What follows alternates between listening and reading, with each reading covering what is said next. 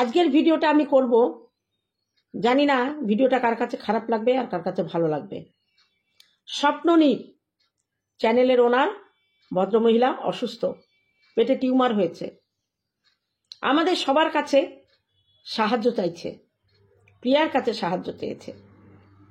তা ওরা কিন্তু প্রথমে ভিডিওতে বলেছে ওর মায়ের ক্যান্সার হয়েছে, এবং যখন আমাদের কাছে ফোন করে কিংবা মেসেজ করে বলছে যে ওর মা ক্যান্সারে আক্রান্ত, তা সেই সংক্রান্ত বিষয়ে ওরা একটা আপডেট দিচ্ছে যে ওর মা নাকি কালকে হসপিটালে ভর্তি হয়েছে। কালকে না আজকের কথা বললো, যাই হোক। আমি সকালে ফোন করি ডাইরেক্ট ওকে, ফোন করে আমি জিজ্ঞেস করি, তার আগে ওদের কাগজপত্র প্রিয়া চেয়েছিল এবং দু এক জায়গায় সেটা ট্রাই করে দেখা হয়েছে যে ওখানে ক্যান্সারের কোনো কথা লেখা নেই। তা আমার সঙ্গে যখন ওর কথা হয়, অবশ্যই তার আগে বলবো সবাই ওদের পাশে থেকো, কিন্তু আমার মনে হচ্ছে যে যতটা না হয়েছে ওরা ততটা বাড়িয়ে বলছে, কারণ ওদের নিজেদের কথা ওরা নিজেরা ধরা পড়ছে।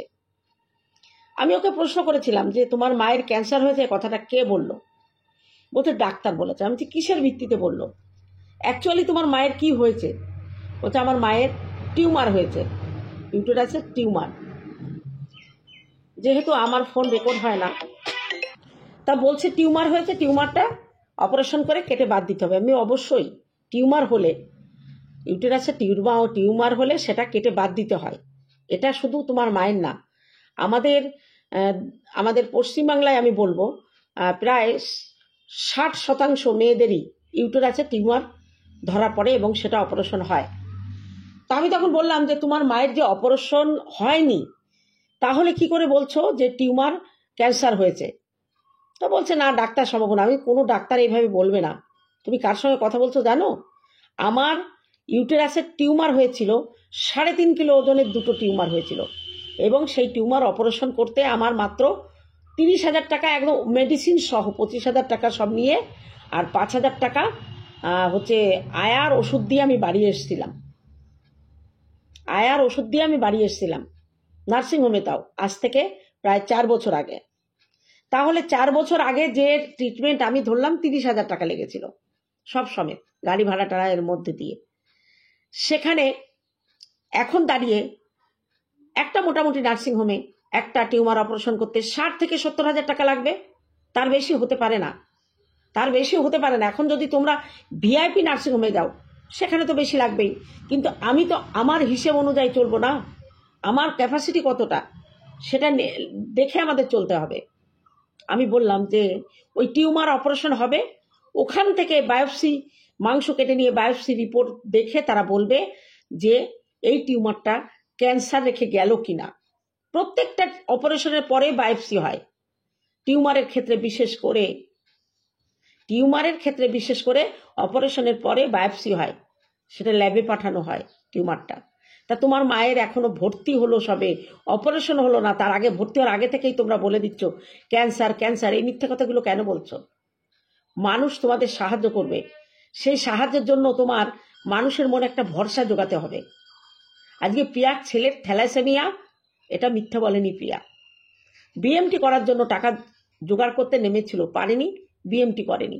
কিন্তু যে চিকিৎসা করছে নেহাত কম টাকা খরচ হবে না, যেহেতু একবারে লাগছে না, সেই টাকাটা সে নিজে থেকেই দেবে। এই টাকাটা এরকম দুস্থ রোগীদের ক্ষেত্রে, সে থ্যালাসেমিয়ার পেশেন্টই হোক আর ক্যান্সার পেশেন্টই হোক, ও দিয়ে দেবে, এটা বলেছে। কিন্তু তার কাছ থেকে টাকা নিতে গেলে মিথ্যে বলে কেন? আর তোমার কমেন্ট বক্সে আজকে দেখলাম যারা কমেন্ট করছে তাদের একটা কমেন্টের উত্তর তুমি দিচ্ছ না। তোমাকে জিজ্ঞেস করা হচ্ছে যে তোমার পিসি, তোমার বাড়ির লোক কেউ নেই, তোমার মামা বাড়ি কোথায়, তোমার আত্মীয় স্বজন কোথায়, কেউ নেই।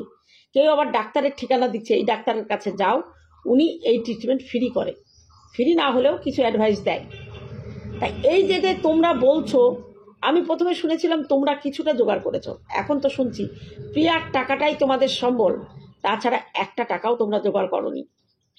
জানি না আমি তোমাকে যতটুকু সাহায্য করেছি এরকম সাহায্য আর কেউ করেছে কিনা। দেখো যেটা হয়েছে সেটা সত্যি বলো। আর প্রিয়া কিন্তু তোমাদের হাতে টাকা দেবে না, ও কিন্তু নার্সিংহোম কর্তৃপক্ষর অ্যাকাউন্টেই টাকাটা পাঠাবে। এখন সবটাই তোমাদের বিশ্বাস তোমাদের সত্যির ওপরে নির্ভর করছে। একটা রুগী নিয়ে এইভাবে ছলনা করো না। আমি তো জানতাম তোমার মায়ের ক্যান্সার হয়েছে, কিন্তু এখন শুনছি টিউমারটা ক্যান্সারে পরিণত হবে। বায়োপসি রিপোর্টের হবে কি না হবে না সেটা নির্ধারণ করবে বায়োপসি রিপোর্ট।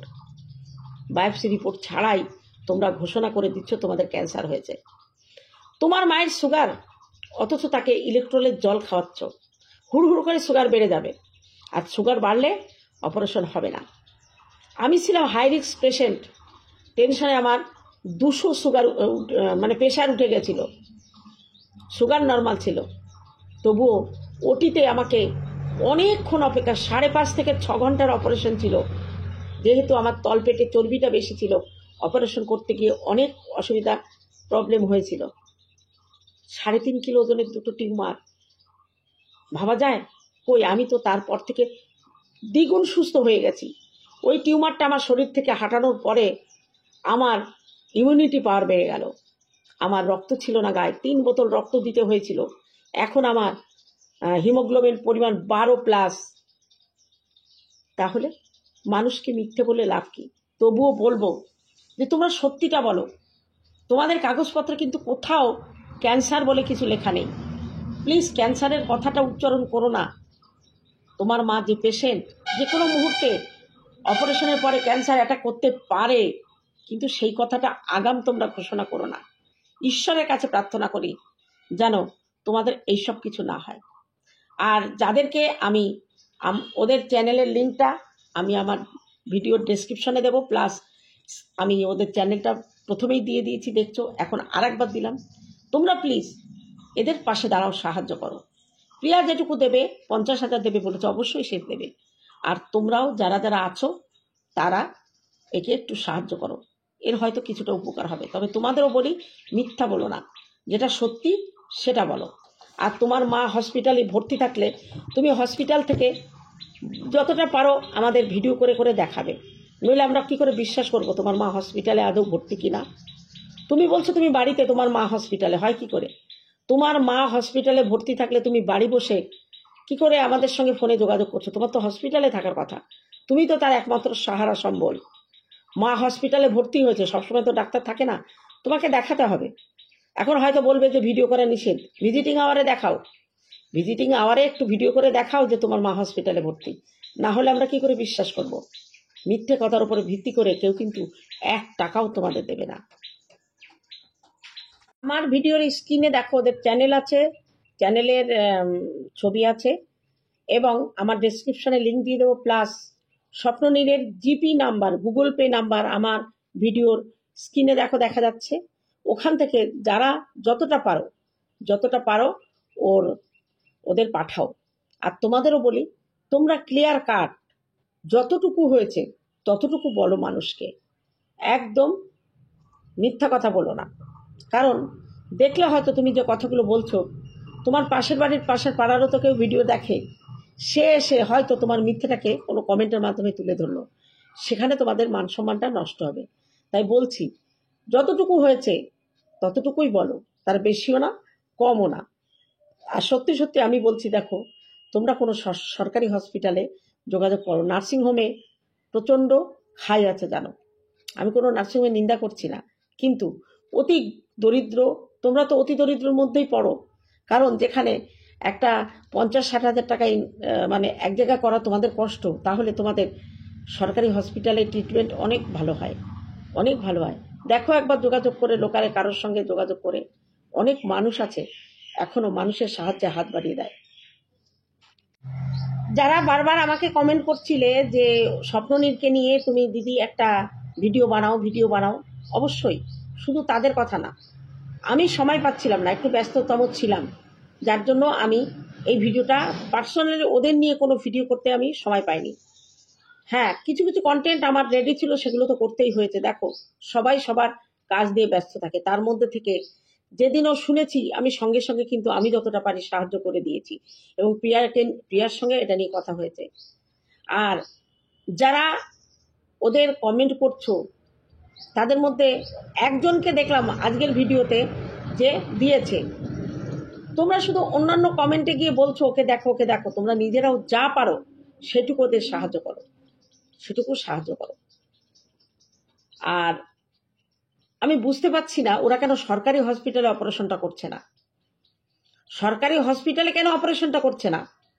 কারণ হিসাবে দেখিয়েছিল বাচ্চা ছোট, বাড়ি থেকে বাচ্চাদের হসপিটালের দূরত্ব অনেক দূর, বাচ্চারা পারবে না। কিন্তু আমি দেখেছি ওনার 2 মেয়ে যথেষ্ট বড়। বড় মেয়ের বয়স 16 বছর, ছোটটার বয়স যতটুকুই হোক, অন্তত ওদের একা থাকার মতো ক্ষমতা আছে। সেখানে একটা পয়সা যার ব্যাংক অ্যাকাউন্টে নেই, সে কি করে নার্সিংহোমের চিন্তা করে? মাত্র 1,20,000 বলছে। না, সরকারি হসপিটালে গেলে ওর ওষুধপত্র আয়া দিয়ে 15 থেকে 20,000-এর মধ্যে অপারেশনটা হয়ে যেত। তাহলে প্রিয়া যে টাকাটা দিচ্ছে, সেই টাকায় অপারেশন হয়েও রুগী সুস্থ হওয়ার মতো পথ্য বাড়িতে এসে খেতে পারত। এখনো তোমাদের বলবো যে ভালো সরকারি হসপিটালেও কিন্তু এখন ভালো অবস্থা। সমস্ত সরকারি হসপিটালগুলো এখন ট্রিটমেন্টের উপযোগী করা হয়েছে। তোমাদের স্থানীয় হসপিটালের সঙ্গে তোমরা যোগাযোগ করতে পারো। সিজার এমন কিছু রিস্কি না, ছোট্ট একটা অপারেশন, কিন্তু অনেক সময় সেটাই মানুষের কাছে অনেক ভয়াবহ হয়। আর সিজার পেশেন্ট যেমন করে অপারেশন হয় বাচ্চা হওয়ার সময়, ঠিক টিউমারটাকে ওইভাবে বের করে আনা হয়। হ্যাঁ, এবার বায়োপসি রিপোর্টে যদি খারাপ থাকে সেটা আলাদা কথা, কিন্তু অনলি ফর টিউমার, ইউটেরাসের টিউমার অপারেশন নিয়ে অত ভয় পাওয়ার কিছু নেই। ঈশ্বরকে ডাকো, তিনি যেন তোমার মায়ের কিছু যাতে না হয় সেটা করেন। আর তোমাদের বলবো, তোমরা যদি হসপিটালের সঙ্গে যোগাযোগ করো, আমি মনে করি আরও ভালো হবে। কিছু পয়সা অন্তত তোমার মায়ের চিকিৎসার পরে ওষুধপত্র খাওয়ার জন্য কিন্তু লাগবে। আর জানি না নার্সিংহোমে 1,20,000 টাকা কেন একটা ইউটেরাসের টিউমারের অপারেশনে লাগবে। আমার না কোথাও যেন সব কিছু গুলিয়ে যাচ্ছে। প্লিজ তোমাদের কাছে আমি অনুরোধ করছি, তোমরা সবটা ক্লিয়ার করে বলো, সত্যিটা বলো, সত্যিটা বলো, মিথ্যার আশ্রয় নিও না, যেটা সত্যি সেটা বলো। আর ভিডিও করছো তার মধ্যে অত মিউজিক দিচ্ছ কেন? তোমার কথাগুলো কিন্তু সেখানে ম্লান হয়ে যাচ্ছে। মিউজিকটা এত জোর, মিউজিক দেওয়ার কি দরকার? মিউজিক ছাড়াই তোমার কথাগুলো পরিষ্কার করে মানুষের কাছে তুলে ধরো, মানুষের কাছে তুলে ধরো। যাই হোক বন্ধুরা, যদি আমি কোথাও ওদের হার্ট করে থাকি আমি ক্ষমা চাইছি, কিন্তু এটা আমার জানা বলা, আমি যেটা জানতে পেরেছি, আমার যেটা অনুভব হচ্ছে, আমার চিন্তা ভাবনা, আমি তো সেটা বলবোই আমার ভিউয়ার্সদের কাছে। এবং আমার ভিউয়ার্সদের বলবো যে ওদের একটুখানি হেল্প করো। এত কথার পরেও বলবো ওদের পাশে দাঁড়াও, ওদের হেল্প করো। তো চলো, আমার এই ছোট্ট ভিডিওটি ওদের স্বপ্নের জন্য থাকলো। আশা করি সবাইকে সবটা বোঝাতে পেরেছি। আর প্রিয়াকে বলবো, তুমি যদি কিছু টাকা দাও অবশ্যই হসপিটালের অ্যাকাউন্টে অপারেশনের পরে কিংবা অপারেশনের মুহূর্তে তুমি হসপিটালের অ্যাকাউন্টে দেবে, তাছাড়া তুমি টাকা দেবে না। যাই হোক বন্ধুরা, এইটুকু আমার বলার ছিল। কারণ আজকাল সোশ্যাল মিডিয়ায় মানুষকে ধোঁকা দেওয়ার অনেক প্রচেষ্টা চলছে। অরিজিনাল কাগজপত্র, অরিজিনাল বিষয়বস্তু দেখিয়ে আসো, অবশ্যই প্রত্যেকটা মানুষ যতটা পারে তোমাদের সাহায্য করবে। তা চলো, ভিডিওটি এখানে রাখছি, দেখা হবে অন্য কোনো ভিডিওতে। ততক্ষণে তোমরা সাবধানে থেকো আমার ভিউয়ারদের জন্য।